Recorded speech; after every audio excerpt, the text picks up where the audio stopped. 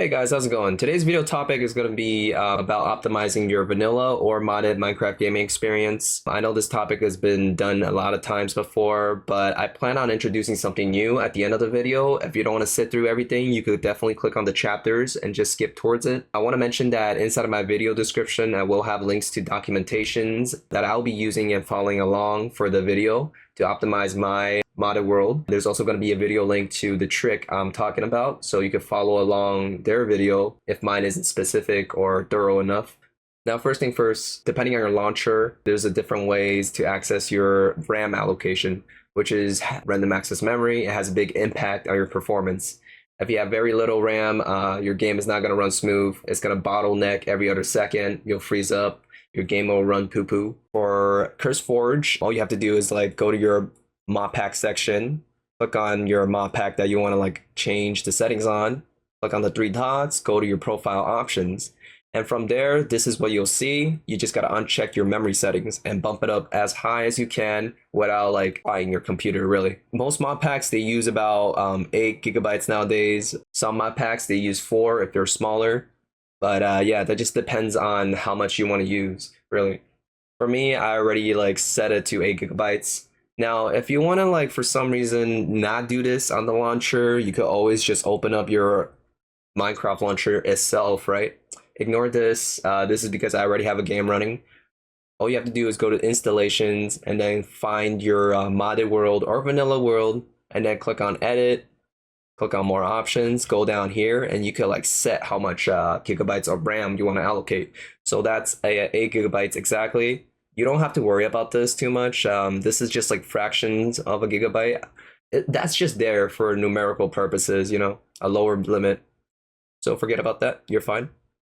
Okay, so now that you've allocated your RAM and you're inside of your world, all you have to do is bring up your F3 menu to look at your frames per second, your FPS.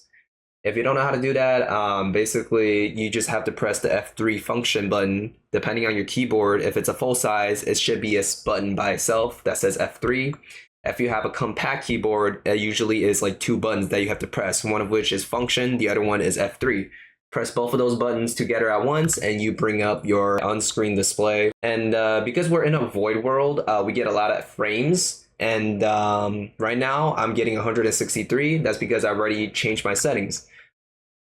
Now, in the documentation that I have in the link below, I basically tell you to do the following. Change your render distance depending on your GPU. So usually lowering it does help a lot.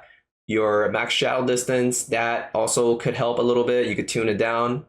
The next thing that you have to tone down is simulation distance.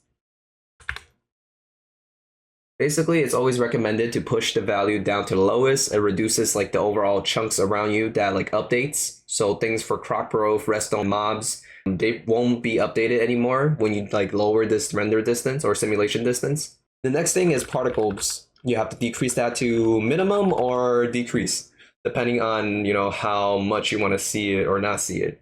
Rain in Minecraft does make your GPU run pretty heavy. It also kills your bit rate if you are a streamer or YouTuber, whatever.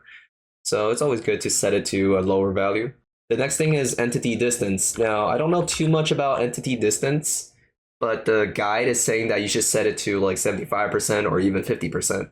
Okay, so let's read it through real quick. Controls how far away entities can be rendered from the player. Higher the value increases the render distance at the expense of frame rate. So yeah, we do have to decrease this if we want more frame rate.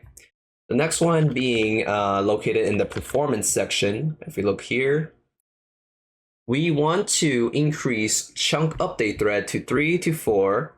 But from my personal opinion, doing that might not be a good thing because it does say it impacts your performance. So the documentation does say we should bump it up to 3 to 4 as it helps chunk generation time, especially when you're moving through the world really fast, like on an elytra or something similar to that. And deferring chunks, the next thing below over here, it basically causes slight instability if it's toggled on. It's only in theory though. Also, it's said to improve chunk loading speed. Now, I'm reading off of the documents completely. I'm not sure what these two things do, really, so I just leave it on. And inside the documentation, they also give you the recommendation of removing certain mods as a last resort. Now we're done with the basics, which should be applicable to vanilla Minecraft as well. we'll move on to the next trick that I really want to show you guys. All right, so basically what I'm going to show you is how to give yourself more RAM. Yes, we all know the meme of that kid asking like how to get more RAM, but you could legitimately do it. All you have to do is go to your control panel, go to your systems, click on that, bring up this menu here, scroll all the way down, click on advanced system settings, and then what you want to do next is go click on advanced performance, go to advanced one more time, and then bam, you're here. Why are you here? It's because virtual memory, okay? Virtual memory is allocating your disk space and make it into your RAM. Does that make sense? So if you have like 1 TB storage or like some sort of like 500 GB storage, you could turn some of that into RAM. Now, yes, it will be kind of slower than an actual RAM stick, but yeah, you have RAM now.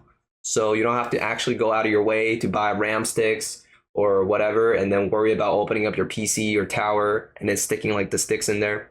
Basically, you save money and you have less to worry about. Click on change, and then depending on how many drives you have, you just gotta click on it. Oh, you gotta turn this off first. Click on it, type in how much you want to give it, and then click on OK. That's all you have to do.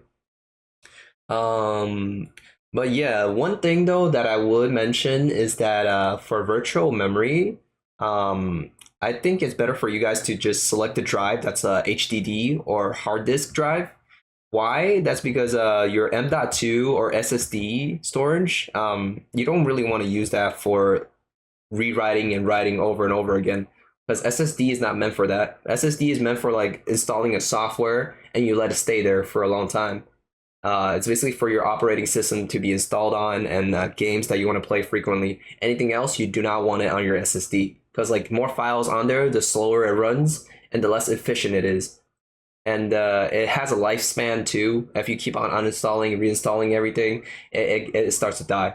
Same thing with HDD, but like you know, hard disk is really cheap and easy to replace. So allocate it onto your D drive. Usually it's the D drive. C drive is your main OS drive. If it sounds like I know what I'm talking about, I do know a little bit, but not too much. But yeah, thanks for watching, guys. This is a really quick video. Holy shit. Take care. Okay, now as per tradition, we always have to stretch our video out to 10 minutes. So recently I've been trying to get Firefly. This bitch took fucking 84 polls to get. I'm not gonna lie. That shit pissed me the fuck off. And I basically just grinded enough materials to upgrade Firefly. Where's she at? Where's this motherfucker at? I don't know. Like, I just got her recently and I have no idea how her playstyle is. Oh, I know that her, like, damage look kind of nuts at 0 copies. Well, not 0 copies, 0 duplicates, I should say. And I do have her team set up already. Like, I do have Rame and I do have, you know, like the Harmony MC. So I'm good to go on that front. I fucking love Kamen Rider. Have you guys seen that video of the naked Sealy? Let's put that in there. Well, oh shit. Hopefully the YouTube algorithm didn't pick up on me saying that. I'm gonna put the swimsuit.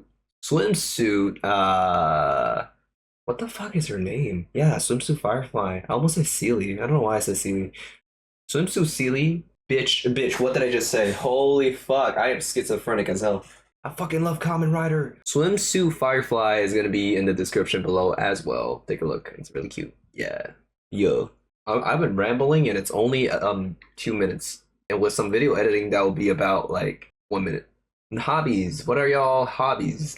This coming week, I'm gonna go hang out with some friends. Fucking, we gonna go hike and shit. I'm gonna go out of state, kinda. Well, upstate. I hate driving. Like, can you guys like drive? I drive like shit. When I drive in New York City, I shit myself. Every corner I turn around, I'm like, damn, is there a guy there? Is there a cat there? Is there a pigeon there? Is there a dog there? Like, my God. Also, today I came off from school, so I saw like some strange activities, I must say. I was like on to something. I don't know, bro. Like the way he was behaving was concerning. Bro was just screaming the entire fucking time. Like you switch carts and like you could still hear this man scream in the other cart. I don't know. On a different note, I am getting my certification for CompTIA A Plus and CompTIA fucking Network Plus. In the process, guys. In the process. Your boy's gonna work in IT soon. Trust. I love you guys. Holy fuck, dude. I am so tired. I wish I could make more videos, but honestly, I don't have much inspiration or ideas at this moment, and I do want my video qualities to be high, which is not the case right now. But please bear with me and thank you for staying around. Your guys are awesome.